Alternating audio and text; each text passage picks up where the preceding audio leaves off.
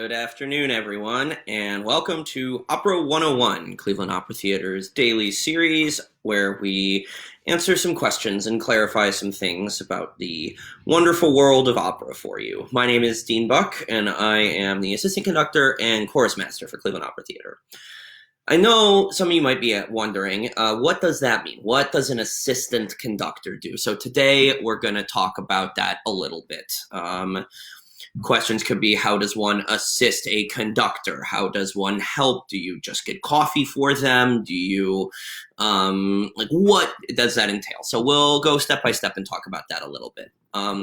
My position is both assistant conductor and chorus master. Often those two are combined. Often they're not. A lot of bigger houses have their own chorus master and their own assistant conductor, but a lot of times they are combined and it's the same person. So for me, my role in the production starts with chorus rehearsals. We usually do those first. So I am in charge of preparing the chorus.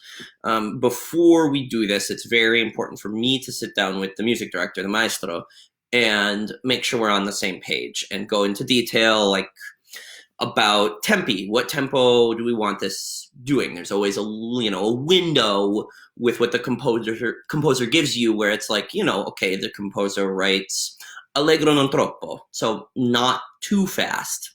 That can mean, but could also mean there's a window. So we need to sit down and figure out, okay, where do we want to do this? Things like, do you want the chorus to breathe after this phrase? Or maybe can they get two phrases in one breath? Let's see, how do you want to do it? How should we try it? We'll try it this way. If it doesn't work, we'll go back to this way. So these are all conversations that we have before the first chorus rehearsal. Typically, the chorus master runs all the chorus rehearsals. The maestro will usually come to maybe the last one or just half of the last one to run through everything, make sure things are in shape, maybe see if there's something that the maestro can add that's not, the chorus master has not noticed or missed. It's always just helpful to have another set of ears listening. So after the chorus music rehearsal period is over, I'm usually there as the assistant conductor during music rehearsals with the principals, and that's where the assistant conductor starts probably the biggest job, which is taking notes. Where do singers tend to have trouble? What issues are what singers start struggling with? Like, so a singer may know the piece so well and be singing very expressively, they just tend to sing a little bit behind. Or maybe someone's rhythm is perfect, but they're just struggling with the Italian a little bit, need a little more guidance.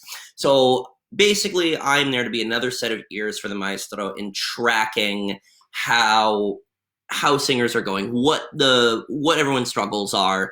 Maestro and I will talk, and we'll compare what we noticed and a plan of action going forward. When we move to staging rehearsals, a lot of times the maestro doesn't need to be there. The purpose of the rehearsals are to stage. Like a theater director, like, here is where you stand, you walk across this way, and then sing to this person, make sure. But it is very important that there is a conductor there, because so much of the staging process is the singers figuring out, can I do this while also being able to see the conductor? And in the event a singer makes a mistake in a staging rehearsal, someone needs to be there to say, hey, just so you know, this is what happened here. Because if mistakes get ingrained and repeated, then they become twice as hard to undo. Because it's not a music rehearsal, because you're not actively working on music and just kind of fixing little things, it's not always necessary for the maestro to be there, but there needs to be someone there who is conducting and also who knows the score extremely well to do these things.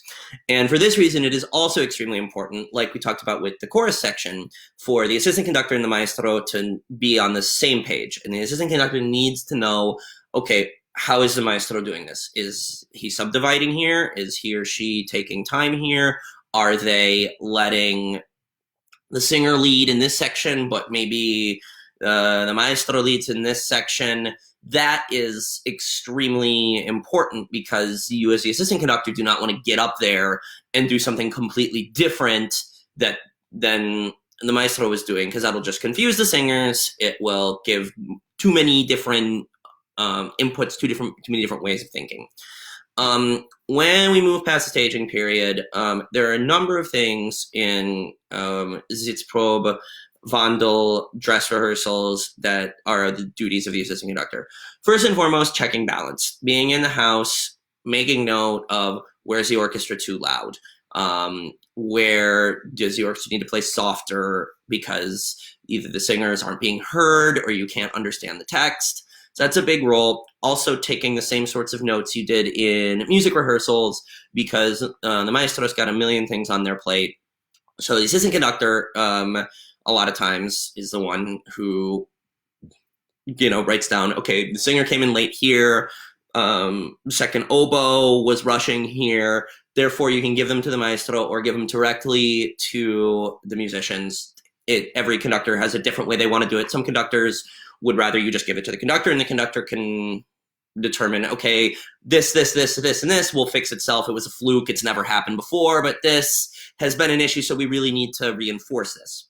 Another big part of the job of the assistant conductor is offstage conducting, which is not every opera requires it, but a good amount of them do, where sometimes there's an offstage chorus or an offstage banda, and they need to have a conductor there.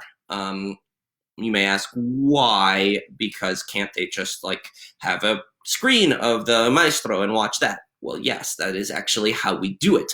But there are a lot of factors that go into it.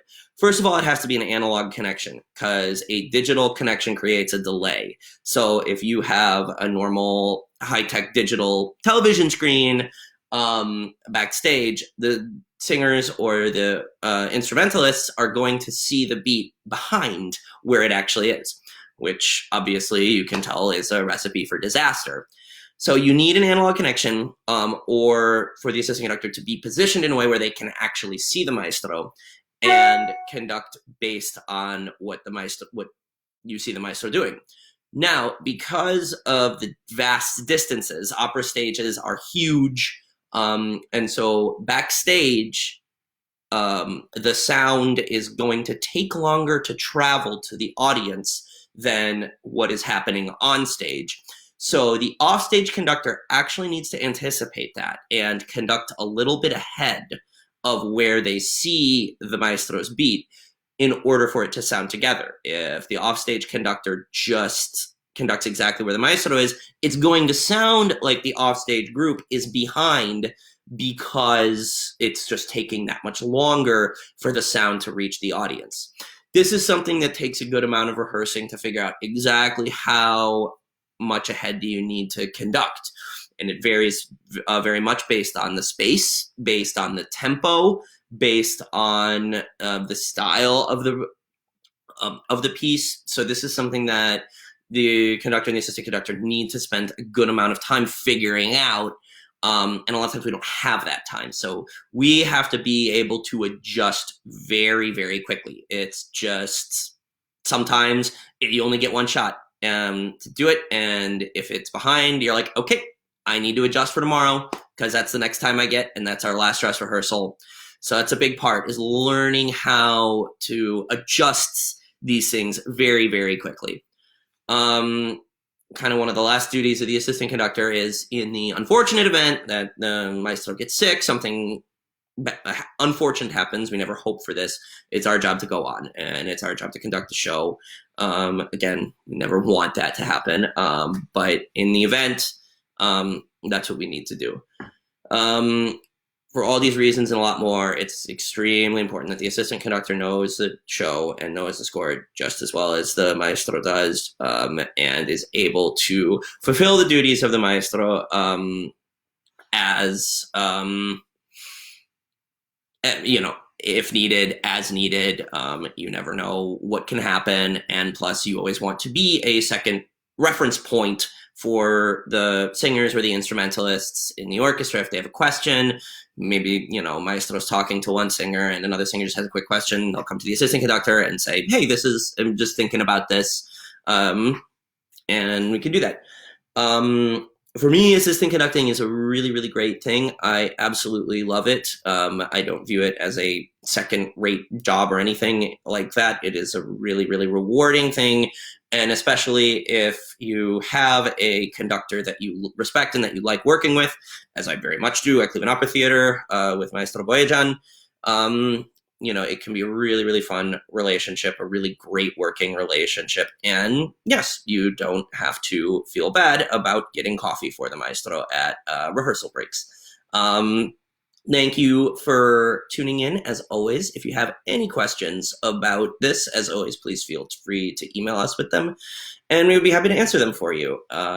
Hope you all enjoy the rest of this lovely day, and thanks for tuning in, and we will see you tomorrow for another episode of Opera 101. Thanks, everyone.